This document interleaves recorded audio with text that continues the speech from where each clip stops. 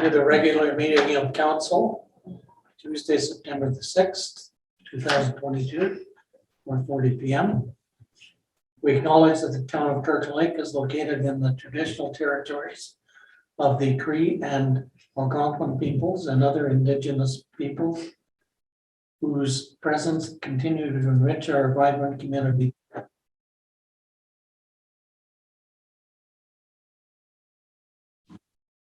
Go ahead, Your Worship, I apologize. Okay, we recognize and offer our gratitude for their care and teachings about the earth and culture. We honor these teachings through our interactions today and every day hereafter. We thank them for sharing the land with us. We commit to ongoing learnings about how cultural identity is celebrated, represented, and honored, as well as the inclusion of indigenous perspectives through our action. Make a wish. Thank you. Meeting called to order, and we'll have a moment of silence.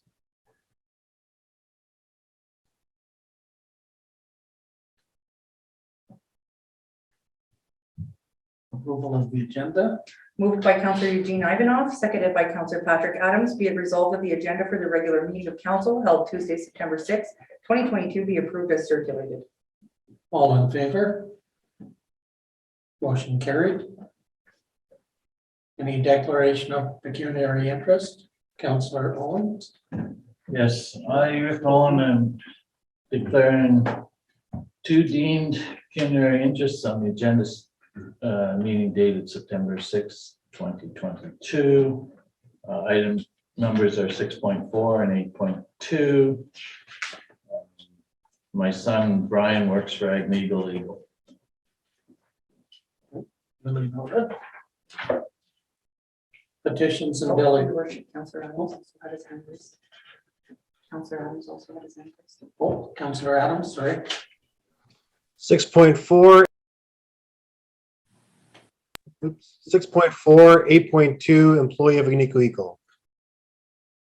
Okay, duly noted. Thank you. Petitions and delegations, none noted.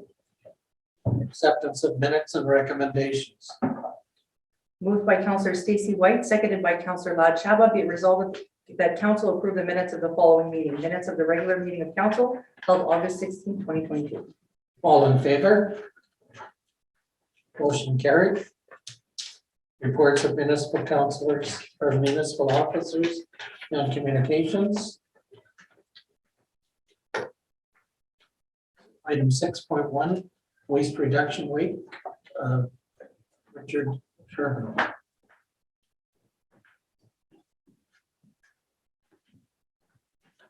Thank you. Through you, your worship, to council, what we have here is a report for information on waste reduction week. It'll be running from October 17th to 23rd, 2022. And we're asking that council declare the town of Kirkland Lake as a waste reduction week within the town. Waste reduction week's been going on for the past 21 years. It's a national thing from coast to coast. What it is they encourage and they promote the circular economy, and we all know what the circular economy is. You take a product, you purchase a product, and then you go through a whole different life cycle as opposed to trashing the product. At the end, you fix, repair, swap, whatever you need to do. And this year is a little different. Circular Innovation Council has decided to declare October as Circular Economy Month. So that may change as we go forward in the years to come. Right now, there's still a waste reduction week component of that, and that's what we're looking for. We'd like to run, we're going to be running a contest again this year, similar to previous years.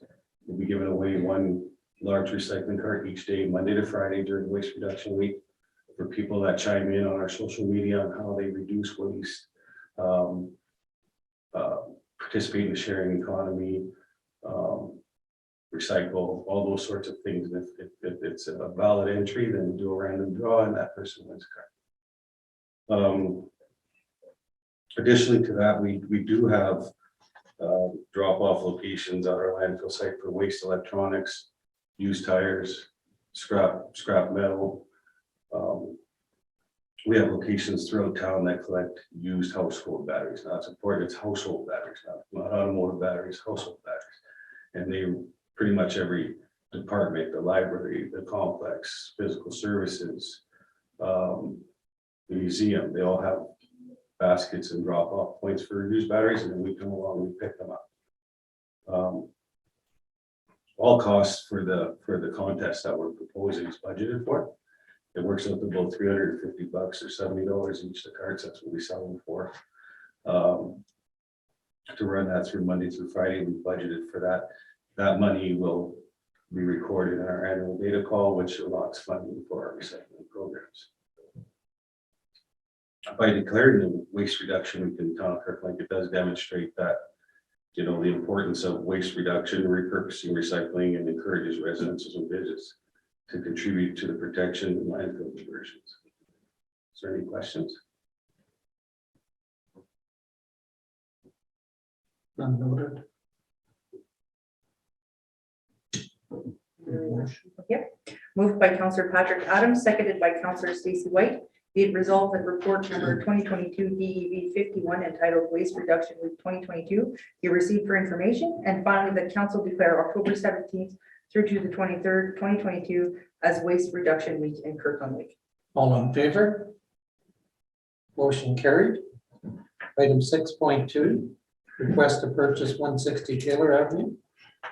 Ms. McNaughton, planning administrator, or Wolf House. Sorry, Your Worship, but you get second best. Ms. McNaughton is unavailable today, so she's asked me to step in. This item, it is a request to purchase, as said, at the end of 160 Taylor Avenue. It is a vacant piece of land, dead end street. They're offering to pay $5,000. It would be maintained as a green space on the borders of Kinloss Park. Any questions or comments? None noted. Moved by Councillor Eugene Ivanov, seconded by Councillor Lad Chaba, be it resolved that report number 2022 DEV 45 entitled Request to Purchase 160 Taylor Avenue be received for information. All in favor? Motion carried. Item 6.3, request to purchase 105 Prospect Avenue. This is also a vacant piece of land, irregular in shape and undersized. It also has a severe grade on it. As such, it's not really worth the normal $2 a square foot that we sell land at. They are offering $3,000, and they will be keeping it as an addition to the yard. It's simply not much use to anybody or anywhere else. Any comments? Moved by Councillor Rick Owen, seconded by Councillor Stacy White, be it resolved that report number 2022 DEV 46 entitled Request to Purchase 105 Prospect Avenue be received for information. All in favor? Motion carried. Item 6.4, request to enter an encroachment agreement with Agnico Eagle. Yeah.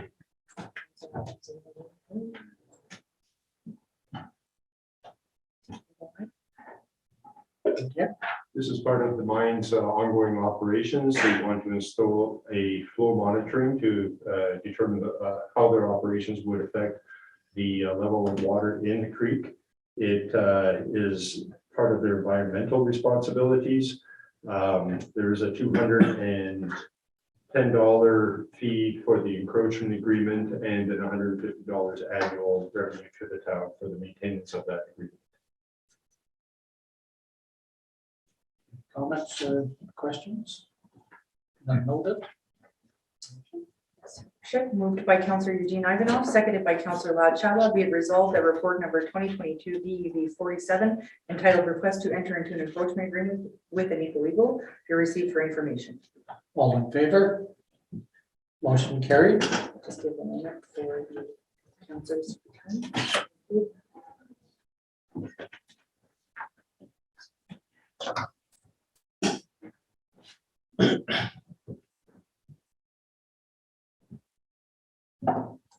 Just drop it. Councillor Adams is just trying. There we go. Okay. Item 6.5, verbal update, 2022 AMO Conference update, Alan Smith, CAO. Thank you, Worship, through you. From August 14th to the 17th, I attended the annual conference in Ottawa with Councillor White. This was the first in-person annual conference in over 2 years due to the pandemic. There were a variety of seminars ranging from climate change to asset management, many other topics. There were also talks on the importance of creating more diverse, equitable, and inclusive communities.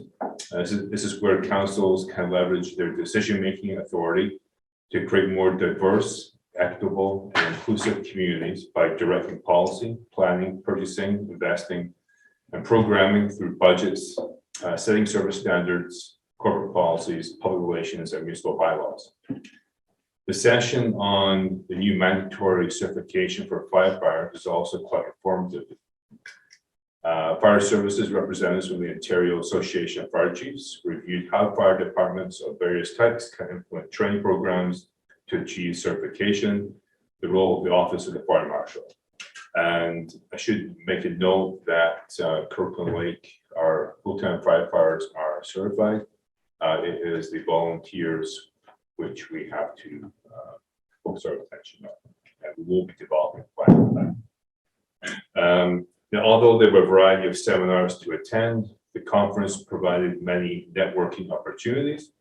Furthermore, the annual conference also gives municipalities opportunity to have delegations with various government ministries. Councillor White and I were to meet with Minister Mulroney on August 17th to discuss our Connecting Link application. However, the minister postponed the meeting to a virtual one held on August the 22nd. This rescheduling also allowed for the mayor to attend the virtual meeting with us.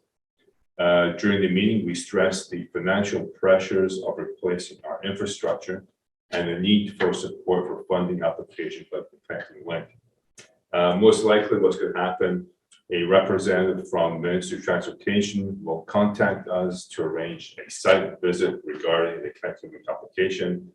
Now, this has been done previously. However, with the minister being made aware, the second site visit might have more of an impact. Overall, this is an excellent conference to attend. I would highly recommend that new members of council consider attending the conference in 2023, which is to be held in London, Ontario. Okay, questions? Any further comments? Councillor White? I will be bringing forth my written report. It doesn't need to be written, but I do have things to bring forth, but I will bring them forth at the September 20th meeting. Thank you. Councillor Shabbat. Yeah, my question relates to the Connecting Link application form, the process that you referred to. Can you tell us, I mean, we have not got anything for the last 2 years, to the best of my recollection. So for about 3 years, 3 years. So, so what are we supposed to do differently to get something next time around? I mean, you have a meeting, or you have your meeting with the minister, right? So what have we been doing wrong, and what do we need to do right? It seems that we're not, through your worship to Councilor Lava, we're not doing anything wrong. We were just told there was just so many applications and we just didn't have to get the budget. Okay, so our application was basically fine. It's just the numbers. However, now with the minister being made aware again of our being turned down, is hoping that maybe this time around, maybe more pressure to put on us, put more pressure on them. Hopefully that will make a difference. But again, it's nothing we're doing wrong, it seems. So it's frustrating. Any idea of communities of the same size as ours that will probably be in the same situation as we now find ourselves? I believe we probably are. I can't give you specific details, but I would imagine that we are not alone in this fight to the application group. Well, I would think if we can find them, especially in the north, and join hands with them and go in, as a group, maybe that will help, I don't know. No, that's an excellent point. That's something we can definitely look into. Yeah, thank you. Councilor Wong? Yes, Mayor Kylie and I were also, but it was a virtual convention. I can't remember which one for conference. And we spoke with the minister about this application as well. And we asked the same question, are we doing anything wrong? Is there something wrong? And she said, absolutely not. Their application's fine. And we, at least I'll speak for myself, and I think Mayor Kylie would agree, we left that interview feeling that we were going to be successful this time. And they did send up someone to do a site inspection, right, Director? Yes. So that was another indication that they were serious about giving us the money. And I could be very cynical at this point, but I won't be. At the end of the day, they didn't choose our project. But now we've reminded them for a second time, and this time, well, I was going to say face to face, but it wasn't quite face to face, that we need this. So I'm really hopeful that we will get it this time. And if memory serves me right, there will be some additional costs to the municipality because we were talking about putting in some sidewalks. So, but that's all to support the application of making that section of the road safer. And so hopefully this time, I was going to say third time lucky, but this is the fourth time. So hopefully. Thank you, Councilor Owen. Moved by Councillor Casey Owen, seconded by Councillor Latchala, be it resolved that verbal report entitled 2022 AMO Conference Update be received for information. All in favor? Motion carried. Item 6.6, 2022-2023 strategic plan update. Balance. Through your worship, to members of council. The report for council this evening provides an update to the strategic plan that was created in 2020. This update also speaks to the direction I received from council upon my hiring as CEO for the town of Kirkland Lake. The report also meets the requirements as highlighted in the council resolutions of March 23rd, 2020, which directs staff to focus on 4 areas and return to council at a future meeting highlighting strategic plan deliverables. The senior management team reviewed the strat plan that was developed in 2020. The resulting update in Appendix 2 contains those actions that were completed since 2020 while indicating the remaining actions to be completed this year and identifying actions to be undertaken in 2023. There must be stressed this exercise was not meant to be a revision of the original strategic plan, although I do want to note that many of the actions that were listed could be removed as many were not strategic in nature. So the original actions that were developed were not really changed. However, I did update some terminology and added some of the new actions that council would be interested in noting. Going forward, I am recommending that terms of reference be presented to the new council for the undertaking of a new strategic planning process. Early in a term of a new council is the optimum time to undertake a strat plan process, as this will enable the new members to set the strategic direction and identify key priorities for the next 4 years. So we welcome any questions. If I can't answer any questions, I will have the director of each department come up and speak specifically to an action. Thank you. Councilor White. I don't have questions per se as much as kudos.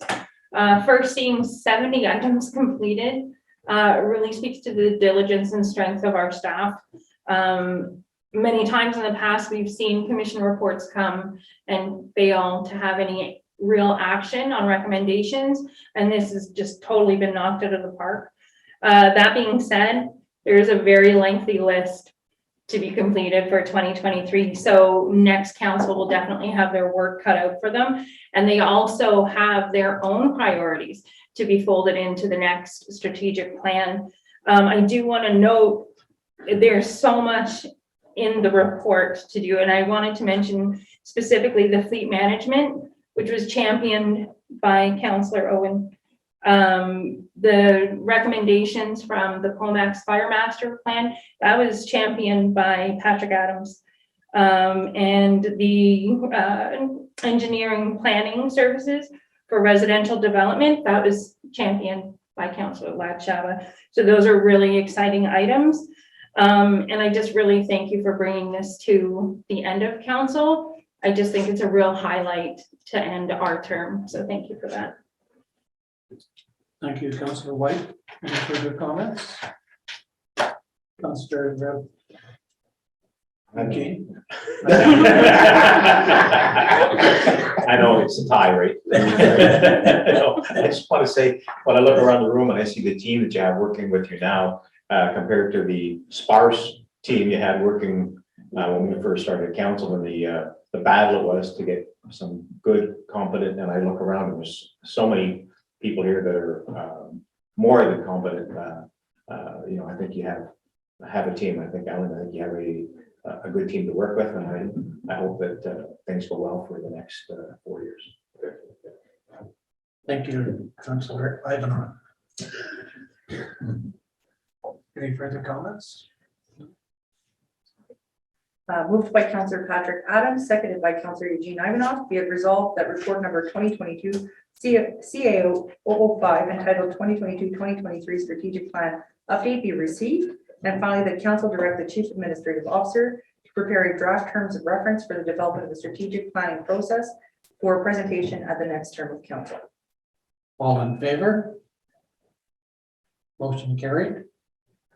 Item 6.7, winter operations and updated winter maintenance manual. Jim Roman, Director of Public Works.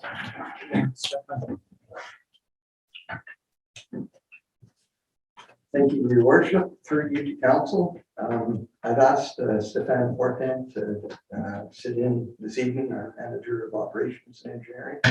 And as we go through this, hopefully we can address any of your questions and concerns that you have. There's a number of items in this report, and as I go through each of the items, if you have a question pertaining to that specific item, that would probably be the time to ask rather than waiting to the end. But certainly at any point, if you have any questions, feel free to ask.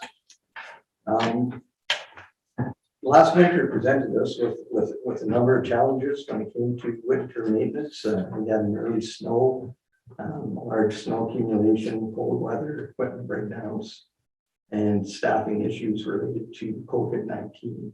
So we certainly have our challenges going forward here too, and we're looking to improve on operations as we go into this winter season. When it comes to winter operations, this report's been broken down into several items, so I'm going through them all. The first being the management of snowpack depth on roads and sidewalks. The best way to manage snowpack depth on a road is through snow grading, and this is done with a straight blade on the grader as opposed to the serrated blade, which is used for scarifying. And it's just a repeated grading of the snow, shaving the snow off the roads a bit at a time, as opposed to doing it all at once. We did experiment with this last winter with quite a bit of success, and we will be using it to a larger extent this winter. We do have two graders. Sorry, Jim. Oh, yes. I know last year you had a problem with an operator, getting operators for the grader. I mean, we do have operators for both of the graders. At the same time, we're looking at hiring a seasonal operator to to assist with the operations and to help with the staffing issues that we came in, that we encountered last winter, there with the COVID-19, as well as scheduled time off. We just feel it'll be to our benefit, seasonal operator, but we do have two on staff now. Councillor Owen? Yeah. Last winter, my road was good. Last spring, my road was a disaster. There was $230, well, $226 worth of towing charges in about a 9-hour period. My road was not scarified once. I have a picture on my phone that shows 7 inches of packed snow at the bottom of my driveway. And when I talked to the tow truck driver, he said mine wasn't the only calls he was getting with this situation. And it's my understanding that we didn't do any scarifying last year, which I believe worked fine on your main heavy traffic roads, because you had the road traffic to wear down whatever snow was left. But it definitely did not work on my street.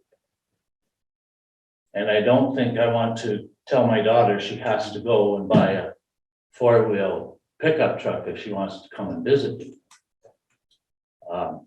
Yes, my driveway had slants down to the road, but so do a lot of other driveways. And I'm concerned that the same thing could conceivably happen when we do have the equipment to do the job and do it properly.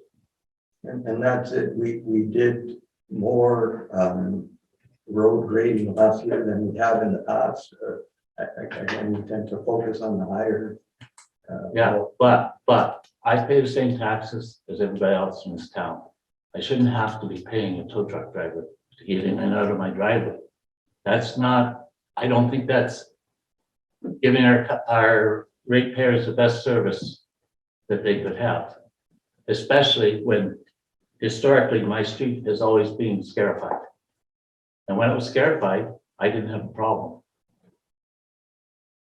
And the graders work fine in terms of getting it down to bare pavement when in your heavy traffic areas, but they don't on streets like side streets, like Third Street. We have the equipment. Yes, And I'm hoping that I don't run into that situation again, because it ended up costing the town more money, because when I complained, a rented loader came out, and then a town loader came out after that to take the road down to pavement. So scarifying wouldn't have cost the amount of money that was cost to bring my road back to a normal situation. So in the short term, I was told, well, we're not scarifying to save money. But in the long term, we spent more money. So I'm hoping that will be taken into consideration this winter, because I don't think I'll be too calm. I'm stuck at the bottom of my driveway, or not me, my daughter. And we recognize there were some issues last winter, but we do intend to be out there utilizing the graders more. Yeah, but like I say, than us.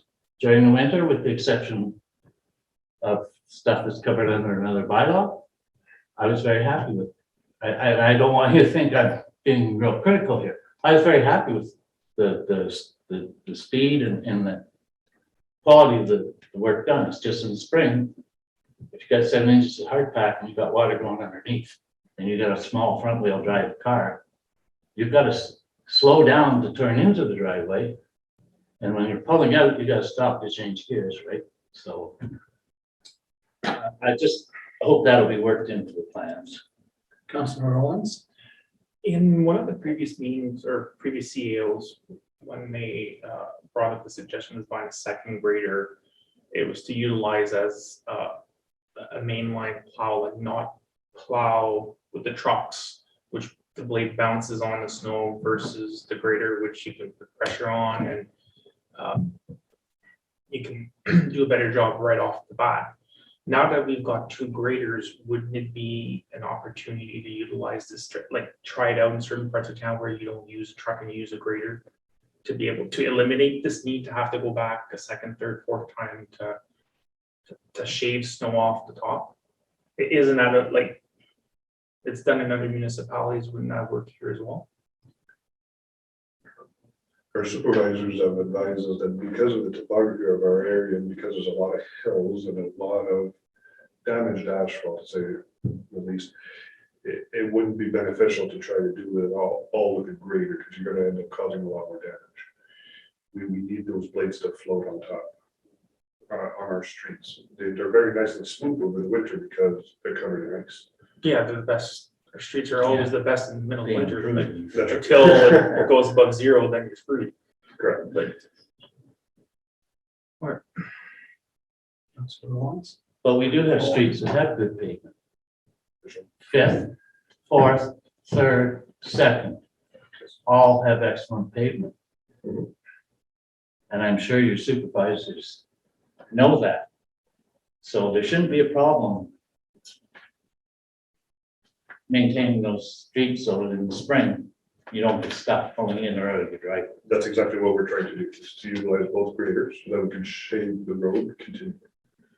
Otherwise, we do end up in the spring with a large accumulation, and as you see, you can get stuck. And just a word in passing, you're lucky it's me and not my daughter you're dealing with. Continue, Jim. Councilor White, sorry. Sorry, I just didn't see anything in the manual for ongoing review, so that if a strategy isn't working out, do we have the ability, though it's printed in a manual, kind of black and white, does the department have the ability on the fly to say, okay, we've reviewed this isn't working, we can change our strategy, or will it have to come back to next council in the middle of the winter? Oh, this is certainly within our authority to adjust the operations. Excellent. Okay, no, I worry because we're black and white printing a manual, and I just wanted to make sure that we have the ability to swing if need be. So that's perfect.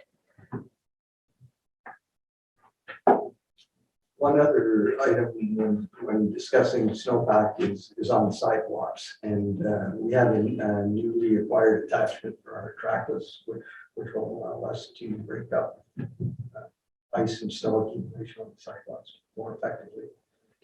So we're looking forward to putting that into use. The next item is snow removal now. Last year, an unexpected breakdown of our large snow blower, which really impacted our snow removal operations. This year, the blower has been repaired. There has also been a second loader and blower purchase for the airport that's available to the roads division when needed. So we are looking at an enhanced snow removal operation this winter. In that we can have two separate snow removal operations taking place at the same time. We are somewhat limited by the number of hired trucks that are required to maintain this type of operation. But there are situations where one can be operating without trucks, or we can have two operations at least going simultaneously, maybe not at full tilt, but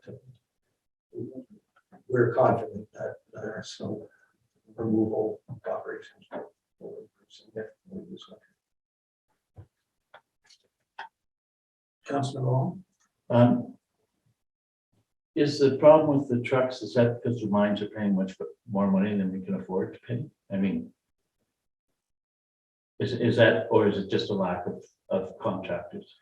Lack of contractors and trucks, the reason why. Yeah, no, I just know it's often municipality can't compete with General Motors or Ignately or whatever. And certainly there are instances where where these trucks are already spoken for. Yeah. Where, yes, it's certainly one of the limitations Okay. on our operations. Thank you.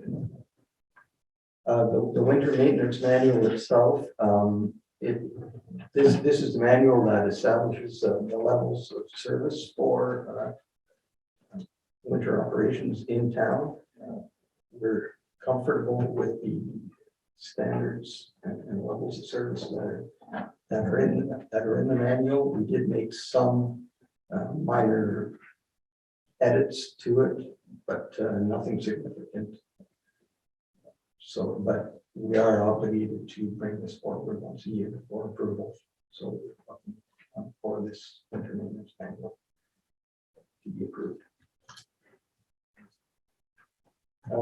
Other items, there were a number of items addressed in a separate town of Kirkland Lake service delivery review.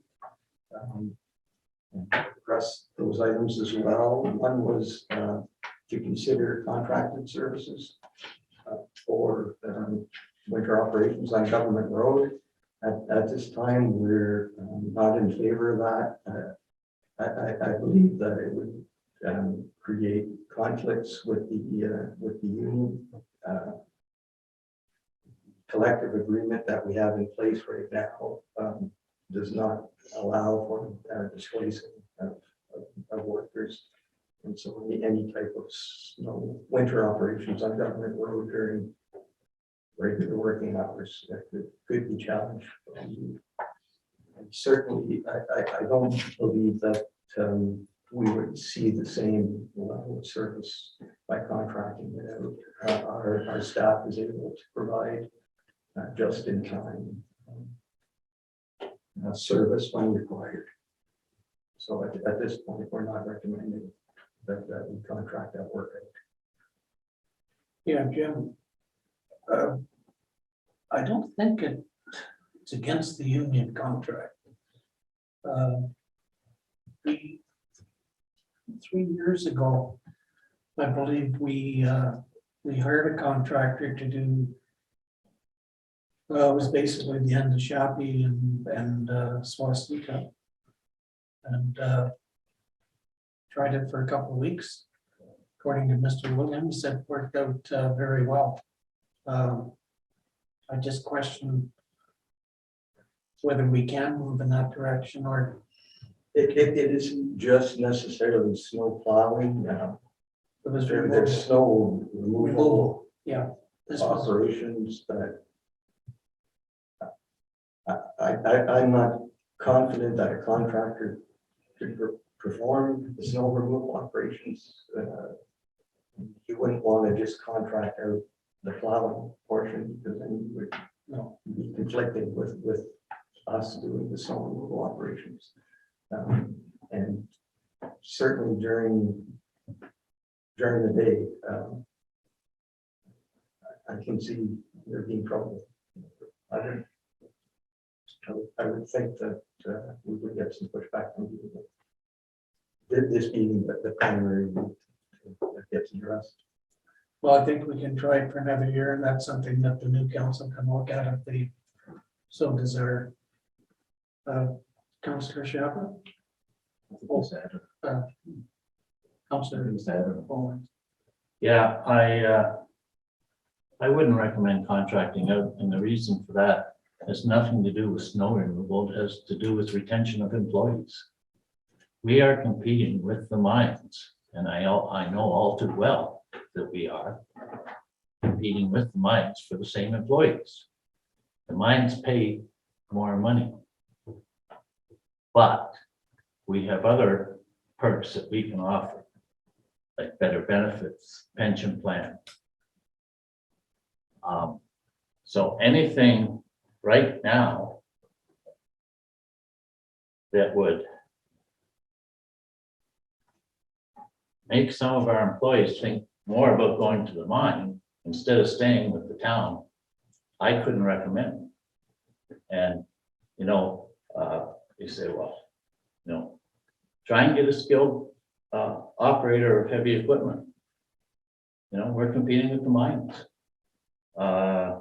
Some of the jobs In waterworks, are very similar to what's done at the mines. And I could go on. So I think we need to keep our current workforce. Now we've got stable senior management, I think we need to start working on keeping our frontline staff happy so that we can move the community ahead with a good, strong management team and a good, strong labor force. Yeah, Rick, just to clarify, this was, the contractors were used during a very high volume of snow and got removal and got behind and was just tried for a week or two. It didn't affect the employees and in that regard because there was work overload. But your point is well taken.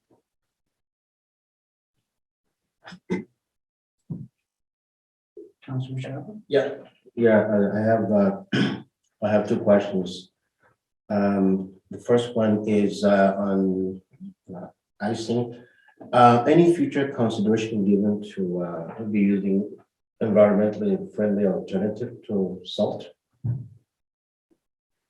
Are there any communities in the north that are probably will be using something different from salt that you're aware of that you guys might consider in future? Not in place of what we use salt for. Now, there are anti-icing materials that different agencies are experimenting with. I've heard of things like beet juice and brines and things made from seashells. But certainly the standard right now is low salt. Yeah, my second question is, during your monologue, you indicated that there will be enhanced snow removal this time around. I really don't quite understand what that means. But reading through this, we do know that the road is, as you indicated, 5.0 meter wide. And then again, it goes on to say that I guess the width of the road, when the width of the roadway is compromised. So snow removal will, I guess, take place when the width of the road is compromised, and then we'll stand to schedule E, which has the red, blue, and yellow polar areas, right? So when is the width of roadway compromised? I mean, I think, is there a number? It's something very subjective. I mean, the road is 5 meter wide. Now, is it when the road is 0.5 meter wide or 1 meter wide, when is it compromised? And when do you spring into action to say, well, we got to pull from this area? Well, definitely at the discussion of our supervisors, of our road supervisors. Definitely when there's an obvious safety issue with traveling. If two vehicles can't cross each other and we see pedestrians, it's an obvious factor that we're going to have to address the road. Another way of knowing it sometimes is that we have many calls coming in, and the residents are the ones who let us know at times that their road is at a point where it's non-travel. We can't travel, but we end up at that point, and it's not simply just one road. It's sometimes many roads all at the same time, and that's what last winter was quite unique, because we were trying to tackle those small roads and we would get tackled by another snowstorm right away. That was the difficulty last year, is trying to keep moving with the snow removal, but we can't do snow removal and plow at the same time. So we always have to pick one or the other. And to be compliant, we're always going to go plow first.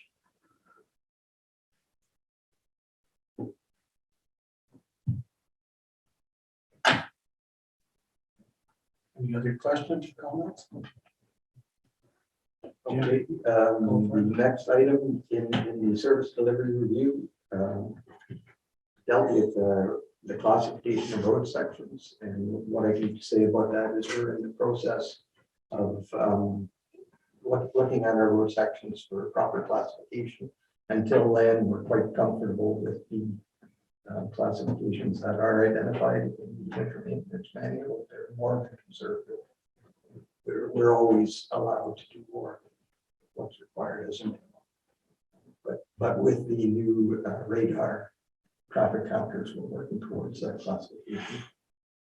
The next item is, was for us to address or to investigate anti-icing materials. And this refers to the application of anti-icing liquid on the roadways prior to the sidewalks. And that helps to delay accumulation and prevents the snow from binding to the road surface. This is a relatively new technology. It's used successfully down south, and it's slowly making its way up north as they develop better materials to use. We're following the progress of the MTO when it comes to anti-icing materials. They currently are using that technology in the Sudbury and Huntsville district. And they're now looking at using it on the Highway 11 corridor in our area between North Bay and Cochrane. So this is something that is working its way north, but at the time being, it's not something that we will be utilizing. It requires purchasing special equipment for its application. And as well, it requires the application to bare pavement to be effective. And we don't have a bare pavement policy. So it wouldn't necessarily work in Kirkland, but it's something we're keeping our eye. The next item addressed in the review was hours of work compliance. And we've come to an agreement with the local that clearly defines when we will be providing the mandatory 8-hour rest required between shifts.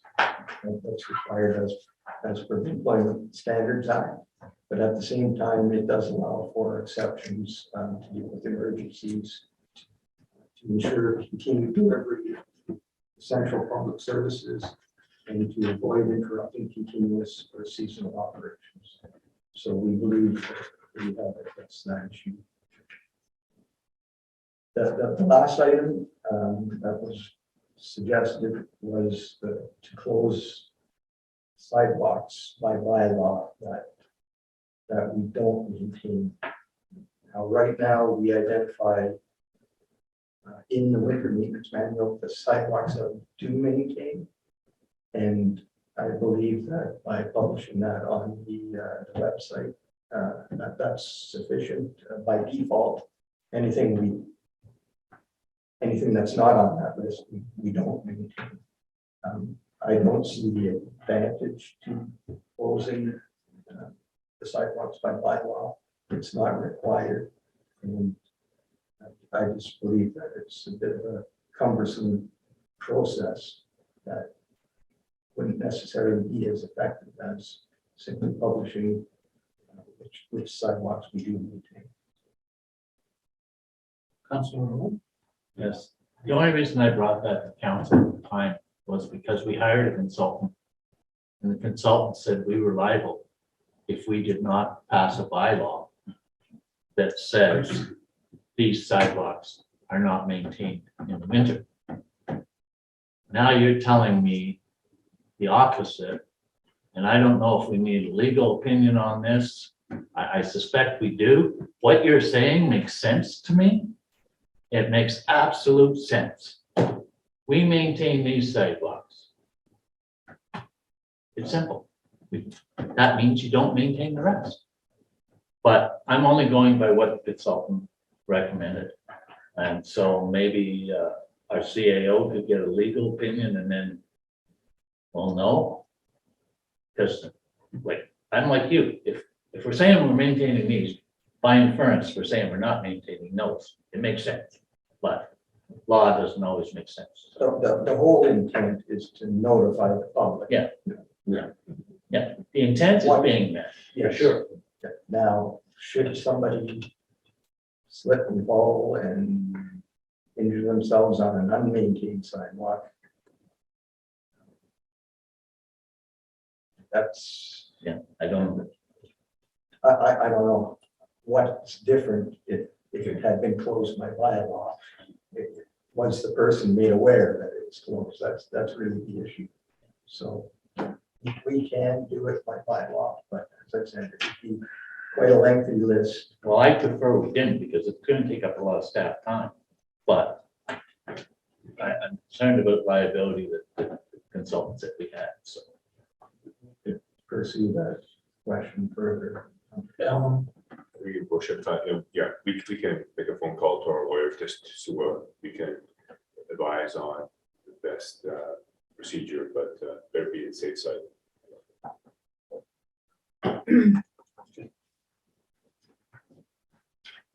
So basically, in conclusion, we're looking forward to improved operations this winter. And, certainly welcoming these looking from 3 weeks of winter, that's it. Can we pass a bylaw? Well, we appreciate Jim and Stefan reviewing the snow plowing and removal operations. It's always a going concern, and sometimes we have to change on the fly. As you said, we can do that. Thank you for your report. Any further comments or questions? Moved by Councillor Lad Shaba, seconded by Councillor Stacey White. Be it resolved that report number 2022 PW11 entitled Winter Operations and Updated Winter Maintenance Manual be received. And finally, that council adopt the Town of Kirkland Lake's updated winter maintenance manual. All in favor? Motion carried. Item 6.3, updated request for parade permit, Santa Claus Parade, Jennifer Montford.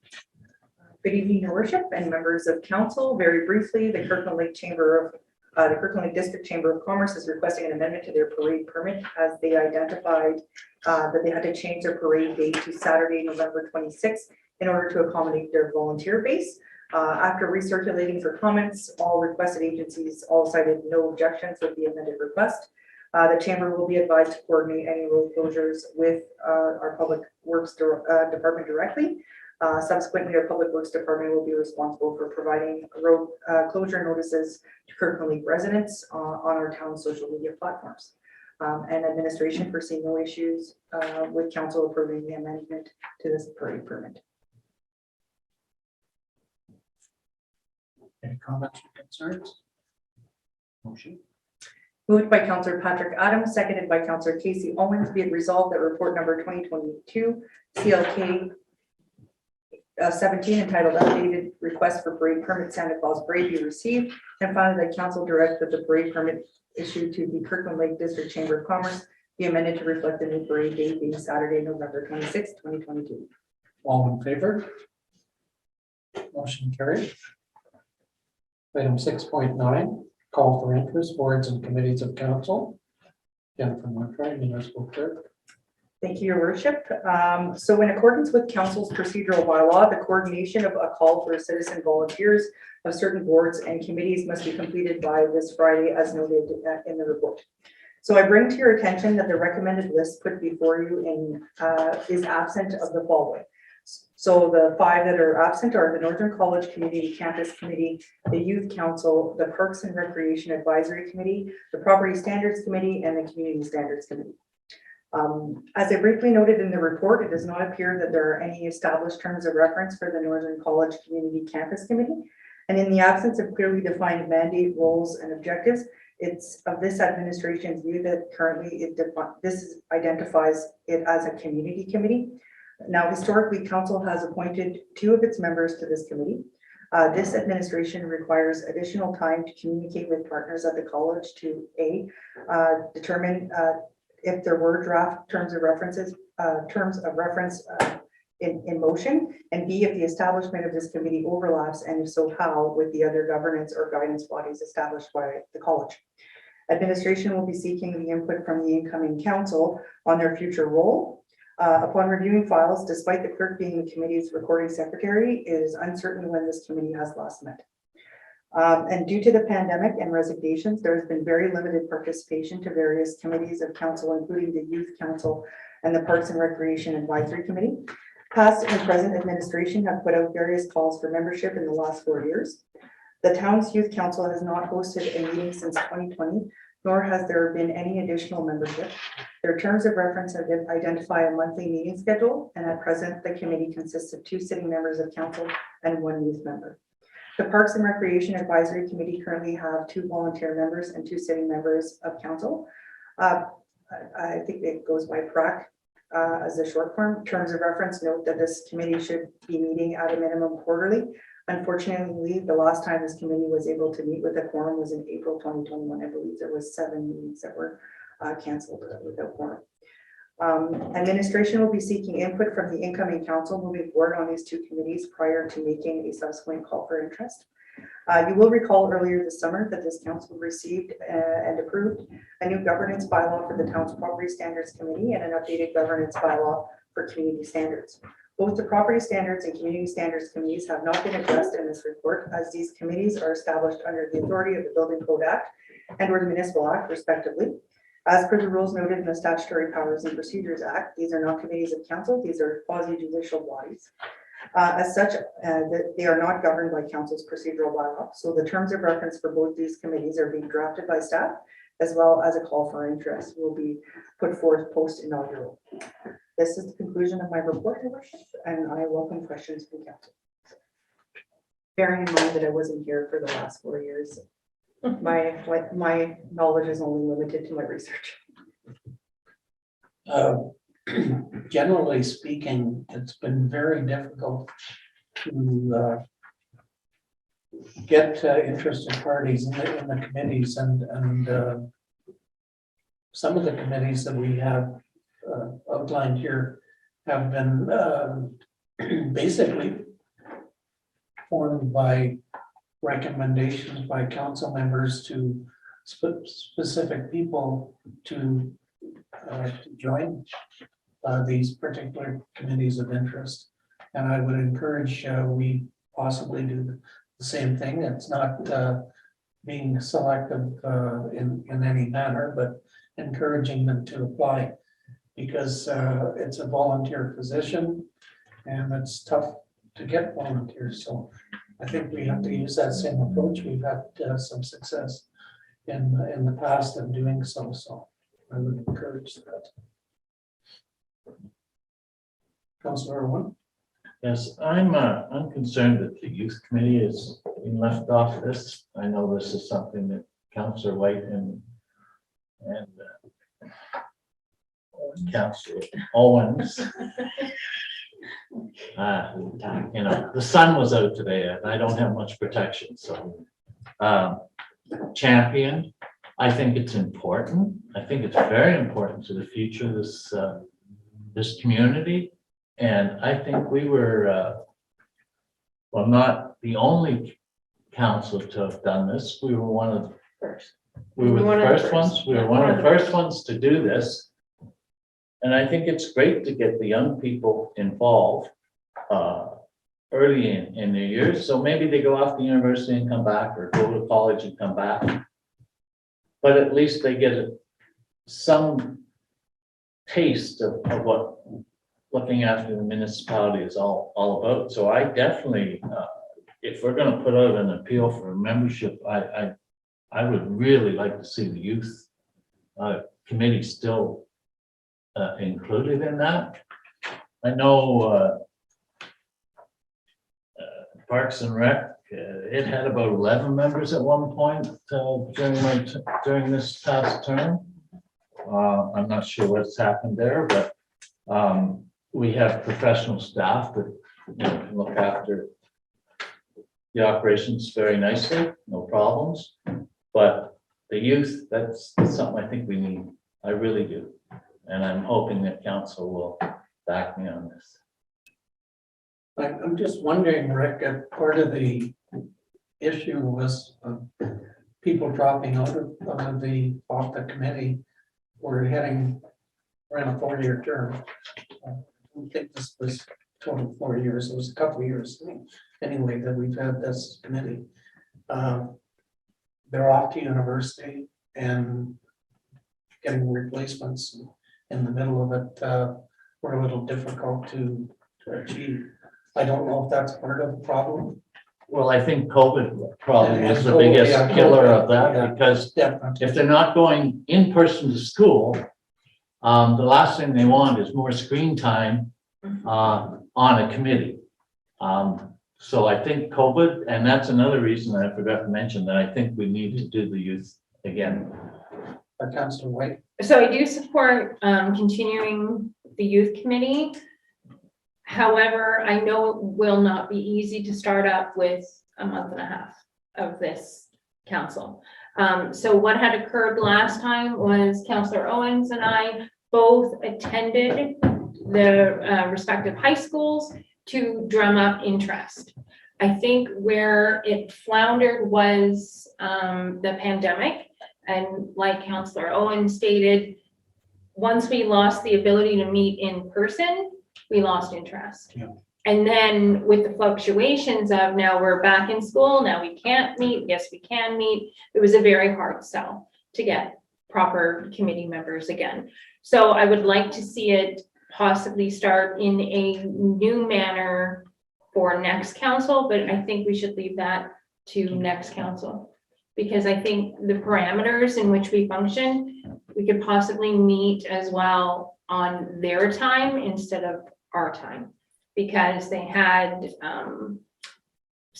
part-time jobs as well, so it was more difficult. So if there's a way to meet within school hours, I bet you we'd see an increase in membership, if that's possible, but that's up to next council.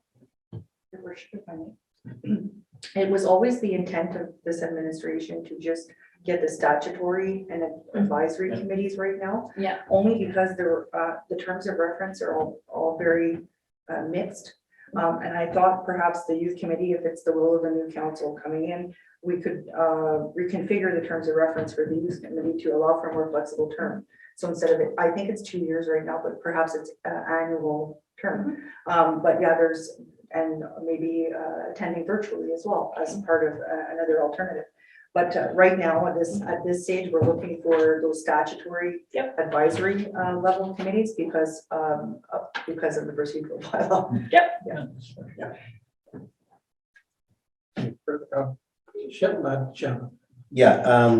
Regarding the Northern College Community Campus Committee, we had a very lengthy conversation with your predecessor regarding this because at the time, it was alleged that there was no any tangible documentation coming from the community, i.e. the minutes and all of that, which the mayor could speak to.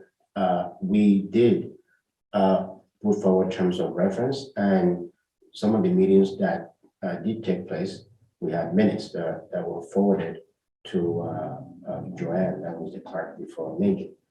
All of that information were documented by our secretary at the time. So, I mean, the mayor was supposed to go back to the chair of the committee to see how they can constitute that committee, because I think personally it's a good committee to have to really keep in touch with the college. And as a matter of fact, we had some college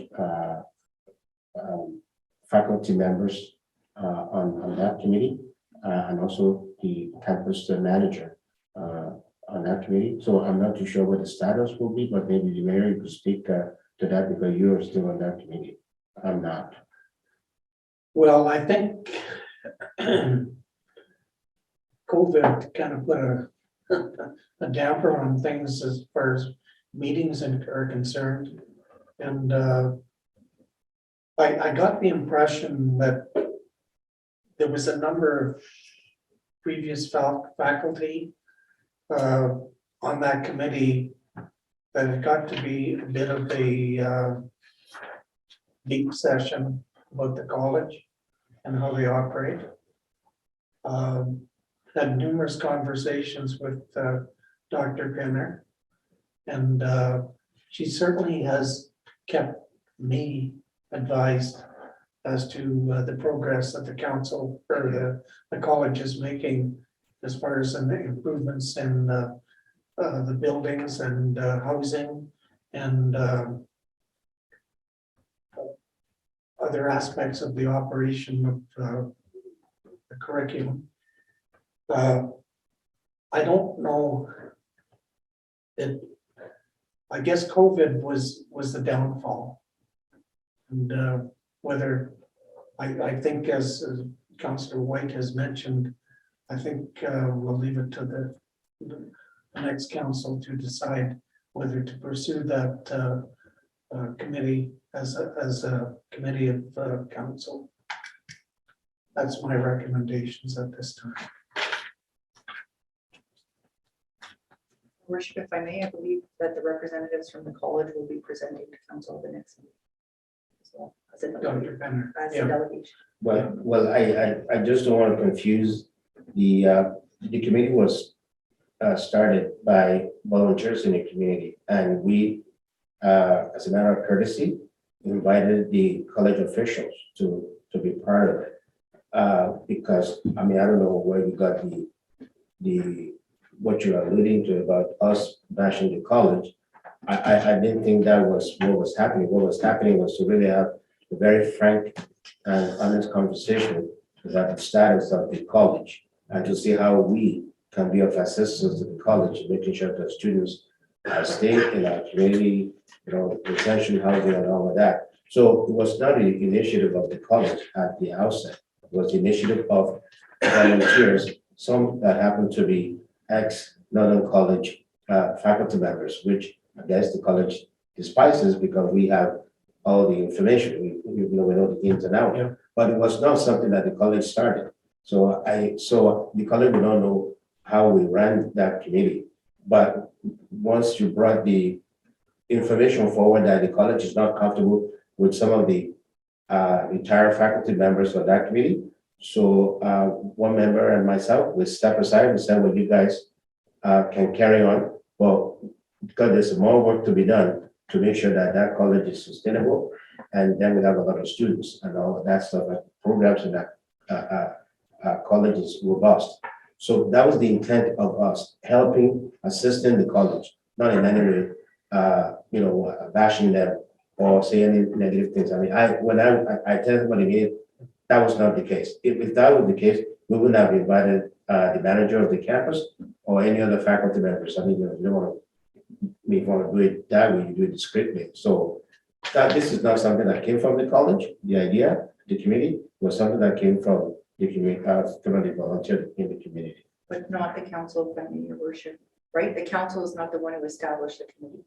So that's what I was trying to explain in the note, was that it's not council's, it wasn't a committee established by the sitting council.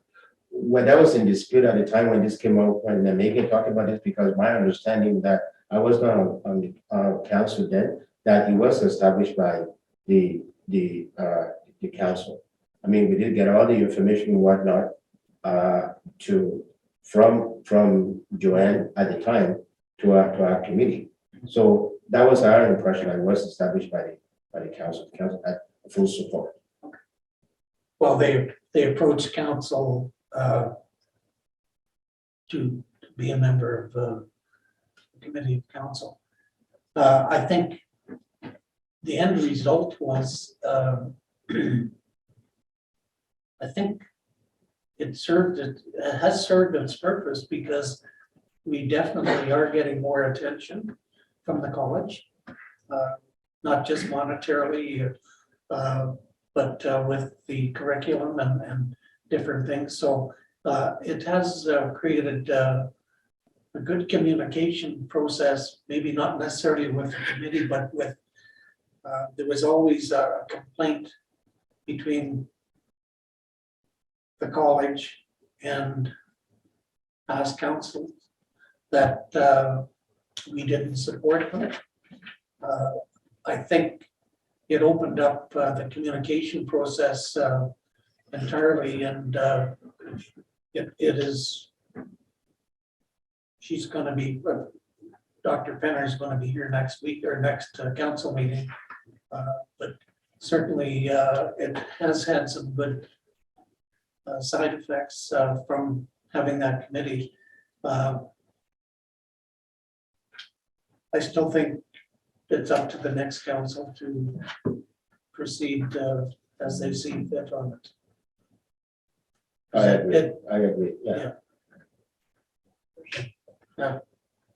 If I remember correctly, this committee was brought forward by you.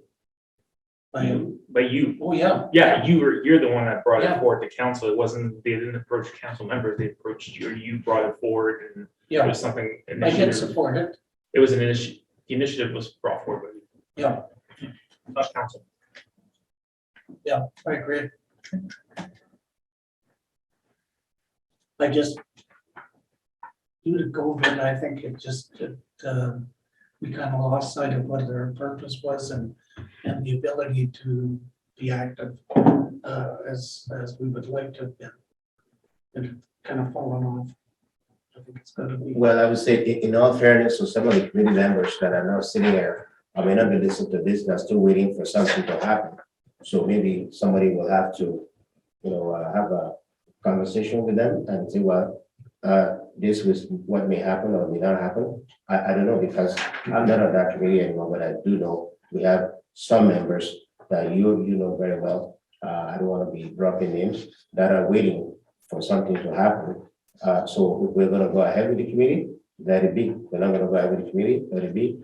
What I'm hearing now is that we're gonna punt this ball to the next council. That's fine with me too, but again, some of the people that you are well aware of that are sitting beside you on that committee, they should really be appraised of what's happening or the discussion that we're having today by the committee. I think whatever we decide here today, that the committee should still exist. It has a purpose. But whether it's a committee of council, I don't know. Councilor. Thanks, your worship. I think Lad just brought up a very good point. We're having problems getting people to sit on committees. And Lad indirectly said, well, that's because we're not. Lad indirectly said, we're not communicating with them. We're not letting them know where they stand. Well, as a council, that is our bad. How can we expect people to sit on committees if we're not even letting them know where they stand? Does the committee exist? Does it not exist? I think that some sort of communication must go out to the members of the, at least the Northern College. I agree, Rick, but it's two-way communication and there's been very little communication coming from our committee members to me personally. Well, I don't know about that. I just know that we're sitting here talking about not being able to get committee members. But we're not going to get them if we don't communicate with them. And vice versa, they communicate with us. That's my point. Councilor White. I think I agree with the clerk that even though we're having problems with all the other committees, the statutory ones should be our first priority. I've sat on the Museum Advisory Committee for 12 years now. This is the lowest I've ever seen the numbers be. We used to have a table of 12, 14 members, and now we're down to two active members from the public. So we really need to concentrate on getting people in the seats of what a municipality has to have committees and boards for, and then next council can worry about the extras because they may have different priorities as well. That's just my thought. I agree. Any further comments? Moved by Councillor Eugene Ivanov, seconded by Councillor Patrick Adams.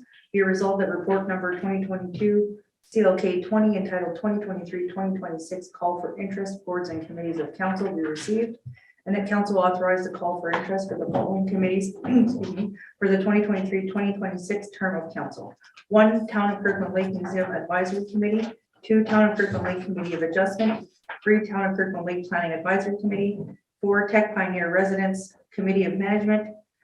5, Kirkland Lake Police Services Board. 6, Tech Centennial Library Board. 7, Kirkland Lake Economic Development Committee, and 8, Kirkland Lake Property Standards Committee. All in favor? Motion carried.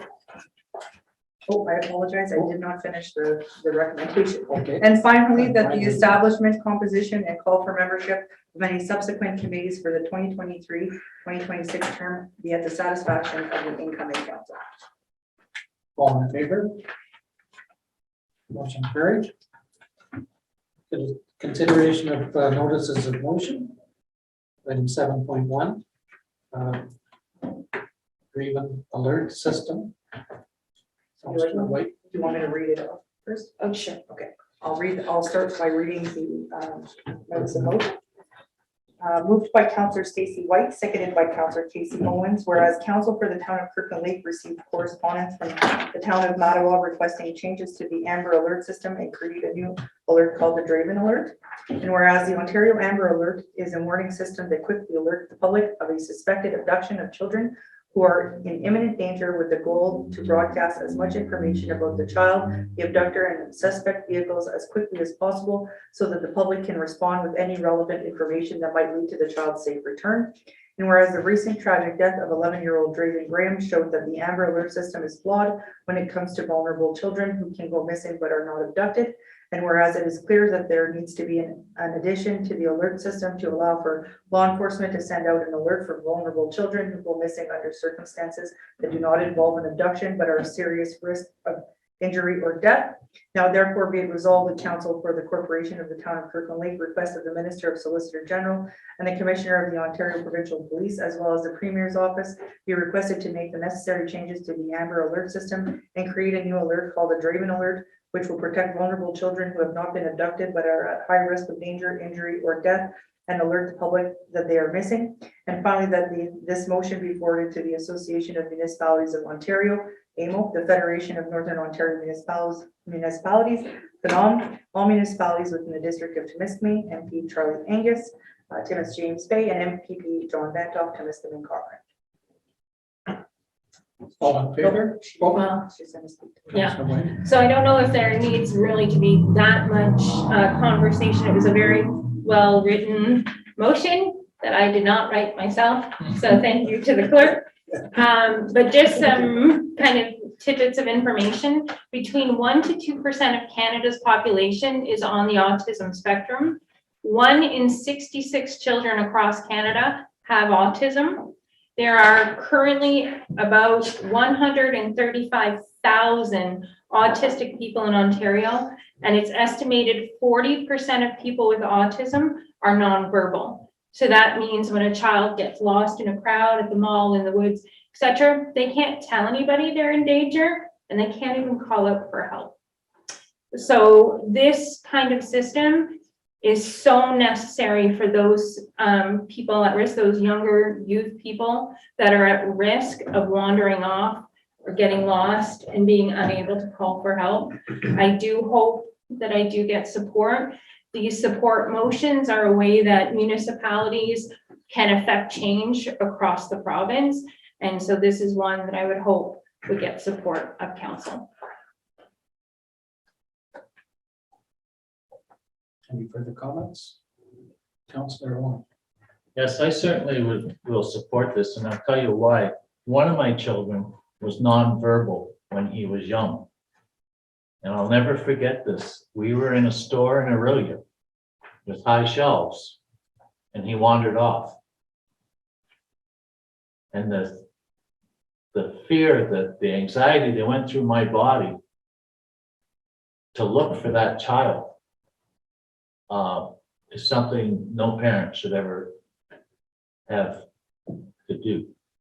But he couldn't, had he wanted outside or whatever, he could not have told anybody anything. He only had 8 understandable words. Everything else was garbled.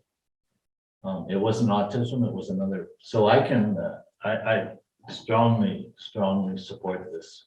I think it's long overdue. Thank you. Thank you.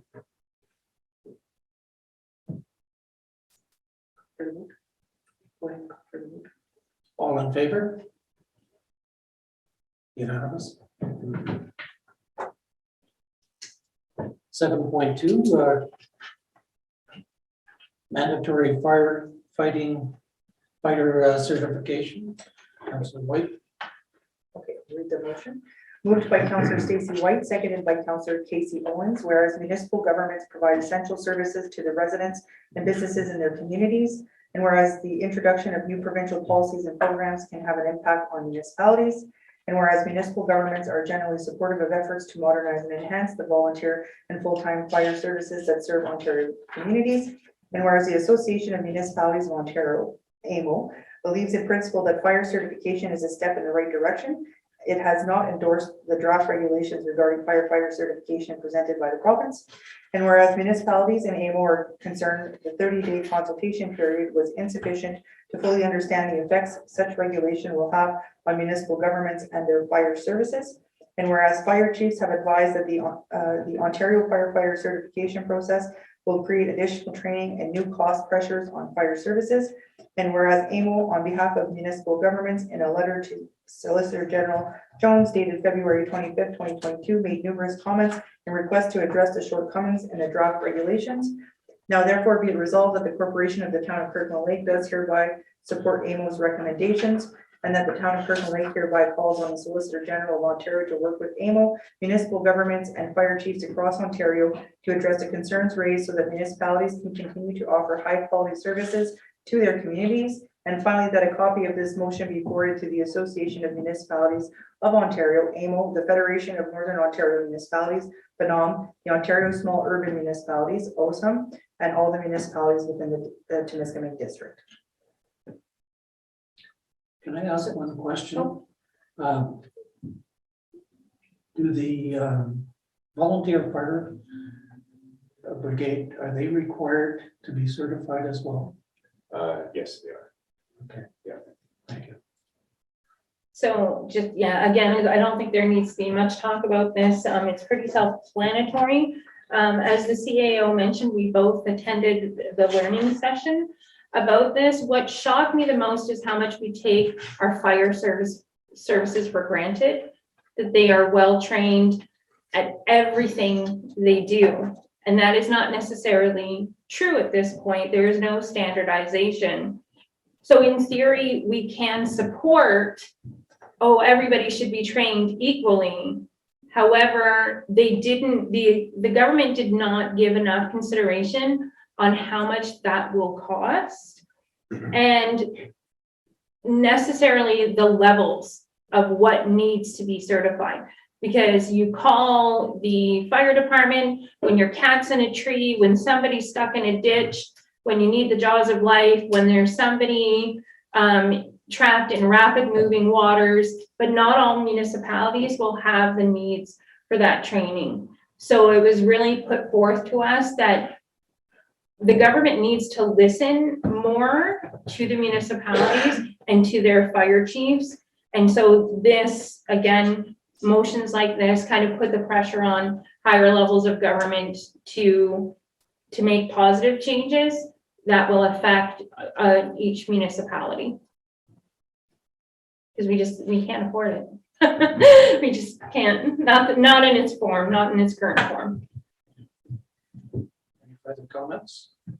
All in favor? Motion carried. Item 7.3, direction on pool facility 55 Allen Avenue. I'll read the notice of motion. Moved by Councillor Rick Owen, seconded by Councillor Lad Shaba. Whereas council for the town of Kirkland Lake find it fiscally vital that the pool facility located at 55 Allen Avenue remain an asset to be enjoyed by the residents of the community. Therefore, be it resolved that council for the town of Kirkland Lake direct that the pool facility located at 55 Allen Avenue not be demolished. Any further comments? Councillor Wong? Yes, I put this motion forward because this council knows too well what happens down the road when a motion is not put forward. It can create a lot of hard feelings in the community and as well between council members. So that's why I wanted this motion brought out. Also, if the new council decides they want to go a different direction, they may rescind this motion and go in another direction. So this doesn't necessarily bind them to go this way, but it's on record and it's, no one can come back and question. Thank you. No further comments? All in favor? Motion carried. Item 7.4, Town of Kirkland Lake Sidewalk Painting Program. Can you read the recommendation? Moved by Counselor Lad Chava, seconded by Counselor Rick Owen.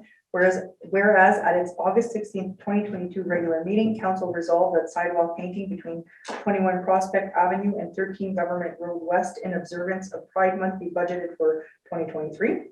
And whereas council for the town of Kirkland Lake deem it fair to investigate the opportunity of offering sidewalk painting for organizations, agencies attempting to increase public awareness of their programs and activities that benefit and or supports the residents of the town of Kirkland Lake and or relates to an important event taking place in the town and or promotes the initiatives of interest of the town, provincial and federal levels of government. Therefore, be it resolved, the council for the town of Kirkland Lake requested an information report be prepared identifying costs, impacts to resources, period of availability, locations, and feasibility of the town's public works department undertaking the implementation of a formal sidewalk painting program. Thank you, Charlie. Do you wish to speak on behalf? Well, I think this is a great idea that I should be extended to other community groups. You know, I can see the indigenous community may be something that may interest them. At least we have September 30th coming up. Multicultural groups in town. So it is a good idea. And I think that we should try to give other groups opportunity to partake if they choose to. Councilor. Yeah, I agree. We should be inclusive. But I am concerned about what it could end up costing the ratepayers of Kirkland Lake. How do we open it up? Because right now, my understanding is that the ratepayers will be paying for this painting. If we open it up to other groups, like, what are the guidelines? How do we say yes to one group and no to another? Like, I don't want to keep it just to one group, but at the same time, I think we're going to have to do some more work on this. Otherwise, we're opening a can of worms. And I don't think it's going to be a good situation. Councilor Plankenhoff. Yeah, it might be that groups want to do it on their own. You know, once you get an indigenous group and says, I want to do something for September 30th, or if somebody who is involved in the Pride committee might want to do it, and it might cost the community absolutely zero. And that might be the first thing we look at, as opposed to legislating that we're responsible for or the town is responsible for providing artists and the cost of the paint and whatever else it takes to make this work. So I think they may have to apply to the council to do something, and then we would simply allow them to do something that would work. And yeah, I think that's probably where you should start. And then if the town wants to start spending some money, but I think the volunteer thing would probably be the best approach at the present time. Yeah, I don't foresee this as a free-for-all. And as Councilor Eichenhoff said, this committee or group should apply through council for approval. That's my understanding of how we would process it.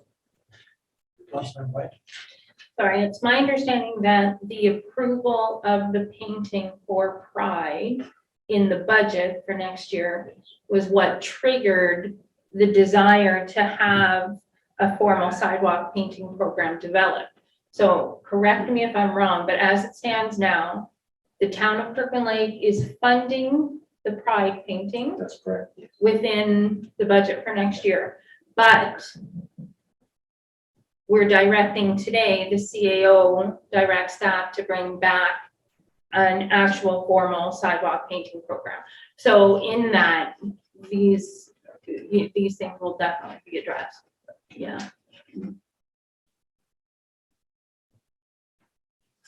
Any further comments? All in favor?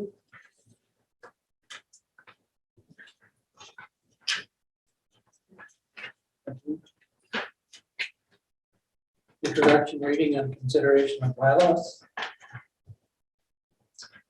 Moved by Counselor Eugene Ivanov, seconded by Counselor Rick Owen, be it resolved that the following bylaw be read a first, second, and third time, numbered, passed, signed by the mayor and the clerk, and the seal of the corporation be affixed thereto.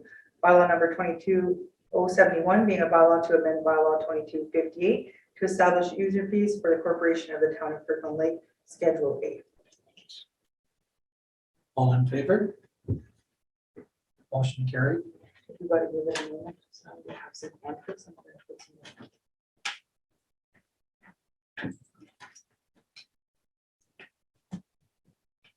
Okay, moved by Counselor Lad Chaba, seconded by Counselor Stacy White.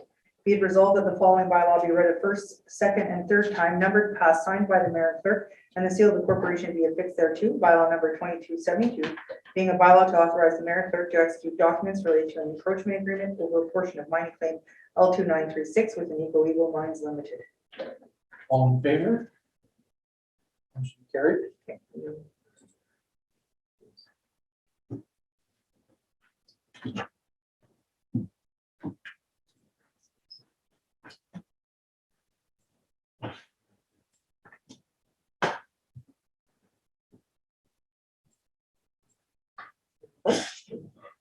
Moved by Counselor Patrick Adams, seconded by Counselor Eugene Ivanov, be it resolved that the following bylaw be read at first, second, and third time, numbered, passed, signed by the mayor and clerk, and the seal of the corporation be affixed thereto. Bylaw number 2273 being a bylaw to authorize the mayor and clerk to execute documents related to the sale of 46 Main Street to George Hutchison. All in favor? Motion carried. Moved by Counselor Casey Owens, seconded by Counselor Eugene Ivanov, be it resolved that the following bylaw be read a first, second, and third time, numbered, passed, signed by the mayor and clerk, and the seal of the corporation be affixed thereto. Bylaw number 2274 being a bylaw to authorize the mayor and clerk to execute documents related to the sale of 105 Prospect Avenue to Ted Roman. All in favor? Motion carried. Moved by Counselor Rick Owen, seconded by Counselor Stacy White, be it resolved that the following bylaw be read a first, second, and third time, numbered, passed, signed by the mayor and clerk, and the seal of the corporation be affixed thereto. Bylaw number 2275 being a bylaw to authorize the mayor and clerk to execute documents related to the sale of 160 Taylor Avenue to Christopher Kazur and Tracy Lalonde. All in favor? Motion carried. Moved by Counselor Lad Chaba, seconded by Counselor Stacy White. Be it resolved that the following bylaw be read a first, second, and third time, numbered, passed, signed by the mayor and clerk, and the seal of the corporation be affixed thereto. Bylaw number 2276 being a bylaw to authorize the execution of an agreement between Alex McIntyre and Associates Limited and the corporation of the town of Kirkland Lake for demolition services. All in favor? Motion carried. Questions from council to staff? None noted. Notices of motion? None noted. Councilors' reports? Councilor White? So I was going to present my AMO report, but instead I have really amazing news coming out of the Tech Centennial Library Board, and I want to share it today. So the Library Board, in partnership with the town of Kirkland Lake, is in the process of learning about the community's needs to renovate the children's department. The architectural firm Perkins and Will out of Toronto have agreed to do the work pro bono through their social responsibility program to arrive at a design that meets the needs of our community and our children. The full cost of the renovation will be funded by philanthropic, corporate, and personal donations and government and foundation grants solely. Former Kirkland Laker, Marianne Maranak, and her husband Peter have committed to be a lead financial donor on this project. And this year's Tim Hortons Smiley Cookie campaign that runs from the 18th to the 24th, please come out and support it, will also be donated to this project. The firm, Perkins and will conduct a site visit next week, and they'll be meeting with the parents and the children, observing the programming, and speak to staff and board members. Survey questions will be posted in the library and on the Town of Kirkland Lake's website to share input. I certainly encourage community members to give what they can, when they can, to this project. It's not something that will be completed this year, but hopefully with the community support, we'll be able to provide a new updated space for our community's children. So just amazing news. Thank you. Good news.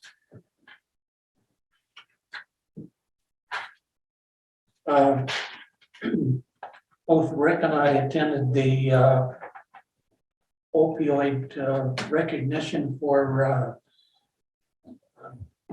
the community members that have passed away due to overdose. It was well attended and gracefully spoken by Robbie, I can't think of his last name.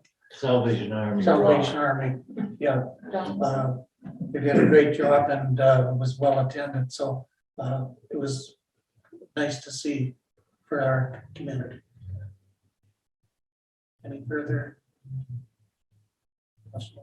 Yeah, it's no secret that I've had my own struggles with addictions, and I've lost a lot of friends, either to alcohol or drugs and or mental illness. And there's good news coming. We are going to get a treatment center. And I know when I went for treatment for my main addiction, I went to golf. And it was really hard being away from my family for almost 40 days. I had never been away from my family for that length of time.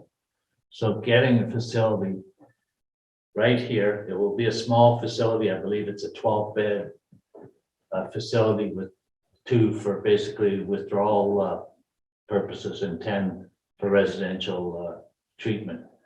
But it's an amazing step forward. The committee that's formed is amazing. I can't believe they've been successful. I'm so glad. It's a combination of professionals that deal directly or indirectly with addictions, as well as parents, siblings, and my hat goes off to them because it's an epidemic in this country, and if we don't act, then it's only going to get worse. So I was very pleased to be there, and it was nice to see the support from senior levels of government as well. So with that, I will be quiet. Okay. Thank you, Rick. Any further comments? We received that report. Moved by Councillor Stacy White, seconded by Councillor Patrick Adams, be resolved that the verbal updates from members of council be received. All in favor? Motion carried. We'll have a 10-minute break.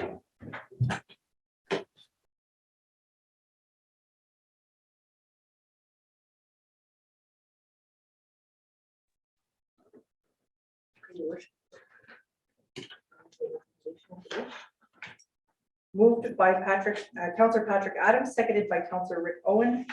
Be it resolved that council adjourn in camera pursuant to section 239(2) of the Municipal Act 2001 as amended at 6:29 p.m. for the following reasons. Items 13.1, 13.2, and 13.3, all being matters of proposed or pending acquisitions or dispositions of land by the municipality or local boards. All in favor? Motion carried.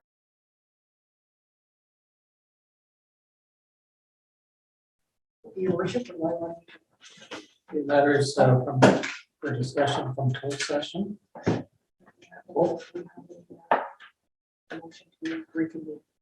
Motion to reconvene. Yeah. Moved by Councillor Stacy White, seconded by Councillor La Chava. Be it resolved that council reconvene in open session at 6:50 p.m. All in favor? there any declarations of pecuniary interest from these matters? Come up for unvoted.